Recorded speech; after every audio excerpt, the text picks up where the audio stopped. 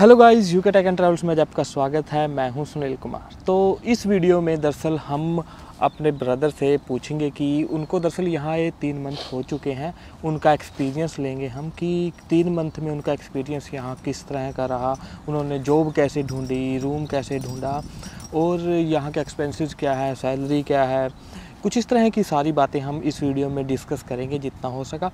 तो इस वीडियो को ध्यान से देखना ताकि कोई अगर प्लान बना रहा है यूके आने का तो उसके लिए बेनिफिशियल हो पाए और वो चीज़ों को वहीं से कंसिडर करके आए कि ये चीज़ें यहाँ होती हैं। तो चलिए वीडियो में आगे बढ़ते हैं। तो चलिए मैं अपने फ्रेंड से इंट्रोड्यूस करा देता हूँ। इनका नाम है प्रिंस, मैं सुनील। मेरे नाम को आपको पता ही होगा, अगर नहीं पता तो अब आपको पता लग गया। तो चलिए सबसे पहला हम आपसे क्वेश्चन ये करते हैं कि यहाँ पे जो वेदर है वो किस तरह का है। अब भी दरअसल हम ठंड में बैठे हैं हालांकि, तो फिर भी मैं वेदर का एक्सपीरियंस लेना चाहूँगा। जैसे यहाँ स्नो पड़ी थी तो आपका एक्सपीरियंस क्या था? वेदर ओवरऑल अगर देखें यहाँ पे मैं आया हूँ जब स्टार्टिंग ऑफ मतलब कि ऐसे अभी ठंड शुरू ही हुई थी यहाँ पे। इंडिया में ठंड नहीं थी उस टाइम पे, और जब मैं यहाँ पे आया यहाँ पे मतलब ठंड लगी जो उस टाइम स्टार्टिंग में जब आया तो मेरे को लगता था बहुत ठंड है, और उसके बाद से मतलब फैमिलियर हो गए वेदर से। लेकिन जब यहाँ पे स्नो जो पड़ी है 2-3 दिन, वो गानों में अच्छी लगती है 2-3 दिन जो स्नो पड़ी है उसने जो 10 दिन ठंड कराई है उसने तो हाथ खड़े करवा दिए। मतलब इतनी ठंड थी यहाँ पे। मतलब अब ठीक हो गया है वैसे मौसम, हम बाहर बैठे हैं तो इतनी ज़्यादा ठंड नहीं है जैसे नॉर्मल इंडिया में ठंड होती है ना। 4:30 हो चुके हैं इवनिंग में, जैसे इंडिया में ठंड होती है, इंडिया वाली ठंड है अब तो। बाकी उस टाइम में जो हम बीमार हुए थे ना, ये भी हुआ था, मेरी पूरी फैमिली हुई थी, पूछो मत क्या मतलब टेम्परेचर था, -3, 4, 5 इतना टेम्परेचर था। और बाहर अगर आप एक बार भी बिना जैकेट के गए, अंदर आके हीटिंग होना है तो गर्म सर्द हो गए, बीमार पक्का। तो ये तो यहाँ वेदर का रहा। उसके बाद में वेदर के कारण जो लोग बीमार होते हैं उसका क्या सिनेरियो है?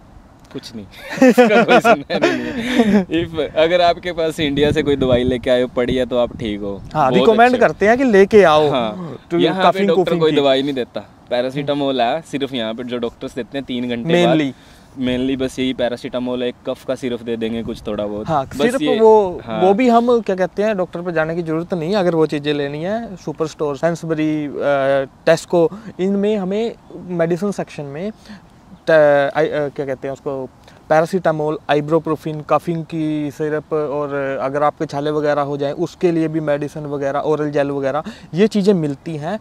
तो उनसे हमें काम चलाना पड़ता है। डॉक्टर पे जाते हैं तो कॉम्प्लिकेटेड होता है थोड़ा। हाँ, वो इतनी इफेक्टिव भी नहीं होती यहाँ की मेडिसिन। बात पता है क्या, हमारी जो बॉडी है, अगर हम इंडिया में रहे, हमने स्ट्रॉन्ग मेडिसिन खाई है और वो जो हमारी यहाँ मेडिसिन मिलती हैं वो ज़्यादा इफेक्ट नहीं करती। तो 5 से 6 दिन तो अगर बीमार हो गए तो इतने तो लग जाएंगे। 2 दिन तो कम से कम मान के चलो कि आपको उठने में लग जाएंगे बीमार अगर आप हो गए। तो नेक्स्ट मैं बात कर लेता हूँ कि यूनिवर्सिटी के बारे में। तो ये आए हैं दरअसल मास्टर्स कोर्स पे।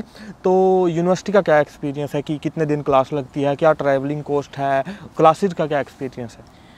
क्लासेस का तो एज़ कम्पेयर टू इंडिया और एनी अदर कंट्री यहाँ पे मैंने देखा है भाई बहुत ईजी है। मास्टर्स में अगर आप आ रहे हो वेल एंड गुड, सबसे बेस्ट कंट्री है अगर मास्टर्स किसी ने करने आने हैं। वैसे भी यूनिवर्सिटीज़ हैं यहाँ पे, सारी साल का कोर्स है यहाँ पे, और फीस जो है आपकी आप पिछली अपनी कंट्री से ही फिल करके आते हो। यहाँ पे आके आपका फ़ीस का जो एक्सपेंस है वो बच जाता है। और 1 साल में आपको जैसे 3 सेमेस्टर होते हैं मोस्टली, 3 सेमेस्टर में 1 सेमेस्टर जैसे 3 मंथ का हो गया, 1 महीने की छुट्टी होती है। तो 1 सेमेस्टर मेरा कंप्लीट हो चुका है अब जनवरी में। बस 1 क्लास है इसमें, मतलब मेरी ऑफलाइन, अदरवाइज़ मतलब 2 क्लासेज होती हैं वीक में, मंडे ट्यूसडे। 1 क्लास मेरी ऑनलाइन ही होती है। तो क्लासेज में कुछ नहीं है ऐसा। और वीकेंड वगैरह पे मतलब मैं जो NI का वर्क है वो कर लेता हूँ। ग्रेजुएशन के लिए मैं रिकमेंड नहीं करूँगा ग्रेजुएशन करने, मतलब कि ये अभी बड़ा औखा है फीसेस निकालना यहाँ पे। आप अलाउड होते हो 20 आवर्स ओनली। 20 आवर्स में वही है कि वीक में आप 200 पाउंड्स तक कमा सकते हो मंथ में, ऐसा हो गया। वो एक्सपेंस हम वीडियो के आगे दरअसल डिस्कस करेंगे। अगर बैचलर पे कोई आ रहा है तो हम रिकमेंड नहीं करते, क्योंकि 3 साल की फीस पे करनी पड़ती है, जो रफली 30,000 से और 35,000 मिनिमम पाउंड में बनती है। 30 से 35,000 पाउंड इंडिया के हिसाब से 30 से 35 लाख रुपीज़, और वो निकालनी काफ़ी कॉम्प्लिकेटेड हो जाती है। तो वो हम रिकमेंड नहीं करेंगे। ना आप अपने स्पाउस को बुला सकते बैचलर डिग्री पे।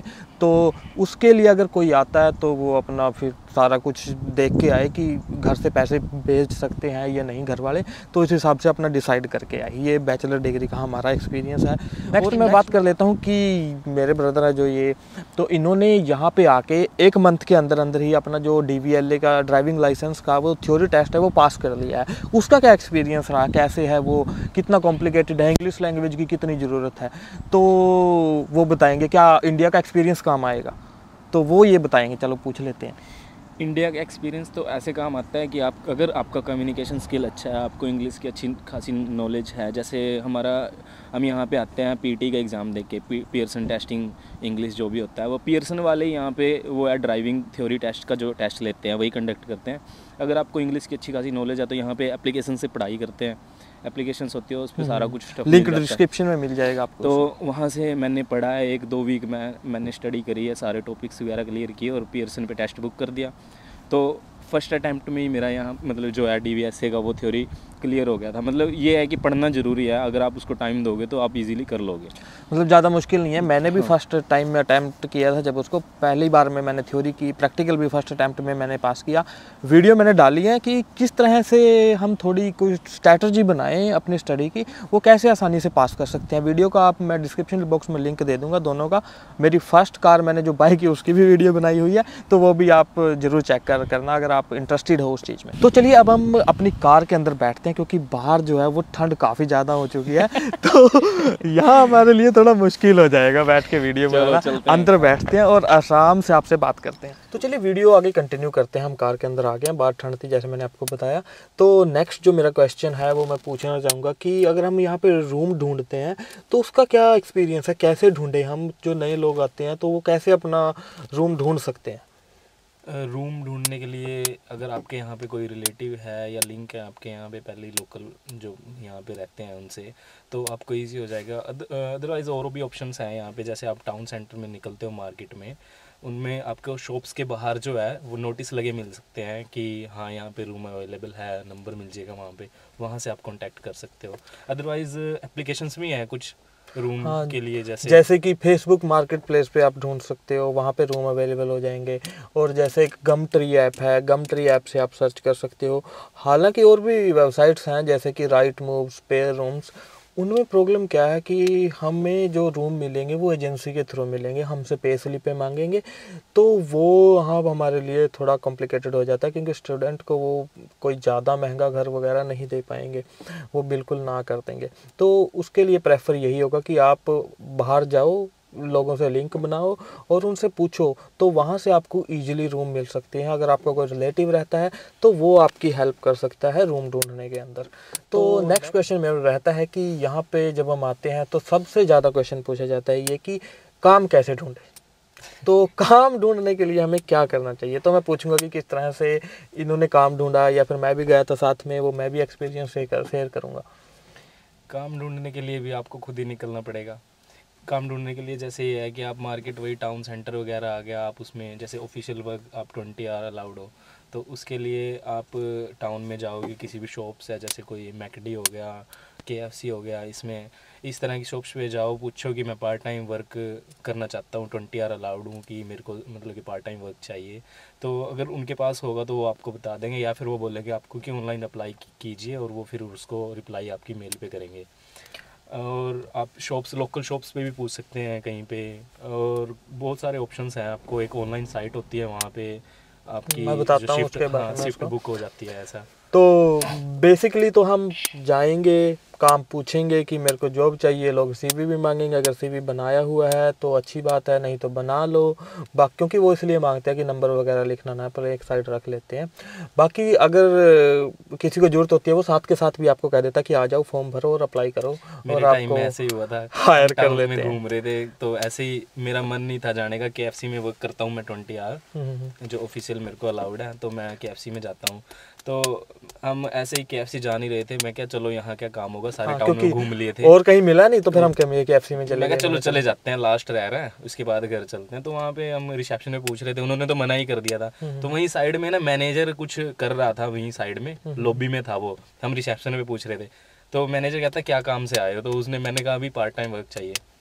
तो उस पता नहीं उसने क्या सोचा, कहता 2 मिनट में मैं आता हूँ। हमें पता भी नहीं था वो मैनेजर है। मेरे हिसाब से कुछ क्लीनिंग कर रहा था उस टाइम, तो अंदर से कैप कूप लेके आया, तो मतलब मेरे को डायरेक्ट मिल गया था, नेक्स्ट डे ही मेरे को बुला लिया था उन्होंने। हाँ, तो इस हिसाब से आपको मिल जाता है। बाकी एक चीज़ और भी मैटर करती है कि आपका कम्युनिकेशन स्किल हर जगह मैटर करता है। आप अगर बोलने में मतलब ये ठीक है, आपका कम्युनिकेशन अच्छा खासा है, सब अच्छा तो नहीं होता सबका, एवरेज भी है, आप सीख जाओगे वहाँ पे, क्योंकि सब मतलब के एक दूसरे से बात इंग्लिश में ही करोगे, वहाँ पे कोई और मिलेगा ही नहीं। तो आपका कम्युनिकेशन स्किल बिल्ड हो जाएगा वहाँ पे। और अगर आप हेजिटेट करते हो, नहीं जाते आउटसाइड, तो आप ऑनलाइन अप्लाई कर सकते हो। जैसे मैकडोनल्ड की वेबसाइट पे हो गया, KFC की वेबसाइट्स पे हो गया, इन पे करियर पे जाके इनके और भी कई कंपनियां हैं। जो भी कंपनी आपको दिखती है, कहीं भी कार पे दिखती है, किसी पे भी आप जाके अप्लाई कर सकते हो उन पे जाके।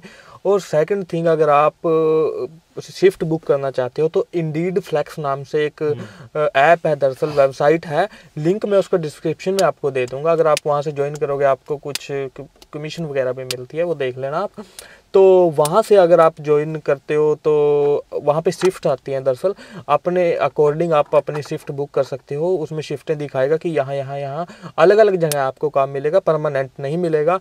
अगर आपको अच्छा लगा कहीं पे, या फिर उस कंपनी में आप काम करने के लिए गए, उन्होंने कहा कि मैं तुम्हें परमानेंट पार्ट टाइम दे सकता हूँ, तो वहाँ आप डायरेक्ट ज्वाइन कर सकते हैं। तो इस तरह से भी आपकी हेल्प हो सकती है उसके थ्रू। तो चलिए अब हम बात कर लेते हैं कि यहाँ पे अर्निंग कितनी है। अगर स्टूडेंट आता है तो ऑफिशियल अगर मैं बात करूँ कि 20 आवर्स अलाउड होते हैं, उसमें कितनी अर्निंग है, तो मैं पूछना चाहूँगा, तो बताइए कि अर्निंग का क्या एक्सपीरियंस, कितनी बनती है, क्या कुछ है? अर्निंग का एक्सपीरियंस यही है कि आपको वो डिपेंड करता है आप जॉब कौन सी कर रहे हो, किस फील्ड में कर रहे हो। जैसे यहाँ पे मिनिमम जो वेज है वो 9.5 पर आवर है। हाँ, वो एज के अकॉर्डिंग है, वो लिस्ट है, वो गूगल पे आप सर्च कर सकते हैं। तो यही है कि 20 आप अलाउड हो, वही अगर आपके 10 पाउंड पर आ रहे हैं तो 200 पाउंड पर वीक बन जाएंगे आपके 800। और अगर आप नाइट वगैरह कर रहे हो तो वहाँ पे आपके 12, 13, 14 पाउंड्स पर आवर बन जाते हैं। तो मतलब यही है 800 से 1000 के बीच में आप अर्न कर सकते हो मंथली। और नाइट का ये है कि नाइट में जो काम करते हैं उसकी कुछ एक्स्ट्रा पे होती है, तो वो आपको मिल सकती है। तो वहाँ तक आप 1000 तक टच कर सकते हो, ये ऑफिशियली मैं बता रहा हूँ। बाकी लोग बहुत कुछ करते हैं। उसके बाद हम बात कर लेते हैं कि अर्निंग तो कर ली हमने, 1800 कमा लिए, एक्सपेंस क्या है, क्योंकि यहाँ पे रहने का भी हमें कुछ ना कुछ पे करना पड़ेगा। रूम का पे करना है, बिजली का तो चल रूम के अंदर इंक्लूड हो जाता है। उसके बाद हमने ट्रैवलिंग कर रहे हैं, अगर हम यूनिवर्सिटी, वहाँ पे करना है। और थर्ड, हम ग्रोसरी ला रहे हैं, उसका भी हमें पे करना पड़ेगा। तो वो भी बताएं कि कितना का हमारा रफली कॉस्ट बन जाती है इस चीज़ों की।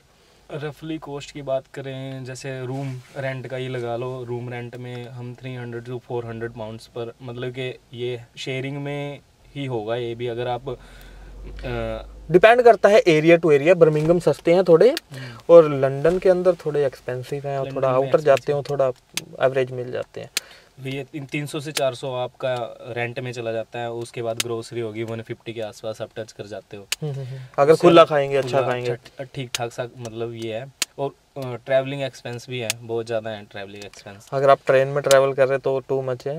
ट्रेन में भी और बसेस में भी। बसेस में अगर लंदन के अंदर है तो आपका मंथली मतलब ये ट्रैवल में लग जाता है। तो जो कमाया आपने वो लग गया, वो तो लग गया। तो ये है यहाँ पे अर्निंग का और सारा एक्सपीरियंस। तो अगर आपका कोई क्वेश्चन और रहता है और आप चाहते हो कि हम दोबारा से कोई एक्सपीरियंस वीडियो बनाएं, तो कमेंट बॉक्स में हमें कमेंट जरूर करना, हमें बताना कि ये वीडियो आपके लिए हेल्पफुल रही या नहीं। अगर रही तो लाइक करना ना भूलें, हमारे चैनल को सब्सक्राइब कर लीजिए, क्योंकि इन फ्यूचर में हम आपके लिए लेकर आता रहेंगे कुछ इस तरह की इंटरेस्टिंग फैक्टफुल वीडियो। तो हाँ, इस वीडियो को देखने के लिए आपका धन्यवाद। आप देख रहे थे UK टेक एंड ट्रैवल्स। तो हंसते रहिए, हंसाते रहिए। Thank you.